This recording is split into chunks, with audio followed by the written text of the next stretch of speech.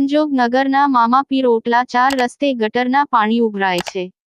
સાબરીએ ward નંગ 1 વિપક્ષ નેતા કાસમભાઈ સમા જણાવ્યું કે શનિવાર થઈ 2 દિવસથી ગટરનો પાણી ઉભરાય છે।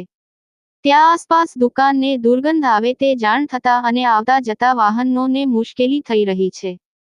Reporter Ganibhai Sumra, daily crime news. કાલે સવારના 9 વાગે અહીંયાથી પાણી નીકળવાનું ચાલુ થયું અને ત્યારે અમારા એક સંબંધીમાં મરણ થઈ ગયું હતું। અમે હાજર હતા કબ્રસ્તાનમાં અને ત્યાં મને લોકોએ જાણ કરી કે ભાઈ અહીંયા પાણી જે ચાલુ થયું છે ગટરનું અને એના માટે કાંઈક તમે તાત્કાલિક કરાવો।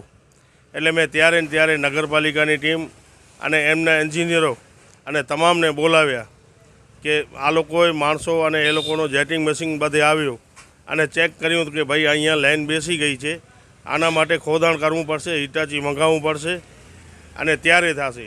હાલે જ્યારે ચીફ ઓફિસર હાજર નથી એના કારણે વિલંબ થાય છે।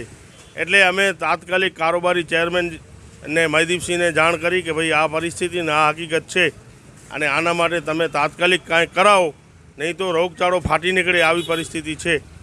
તો મહીદીપસિંહે તાત્કાલિક કોન્ટ્રાક્ટરને પણ મોકલ્યું અને કોન્ટ્રાક્ટર પણ જોઈ ગયા છે અને આજે બપોર પછી હિટાચી મશીન અને માણસો લગાવવાની વાત કરી છે, પણ જ્યારે લગાવે ત્યારે સાચું।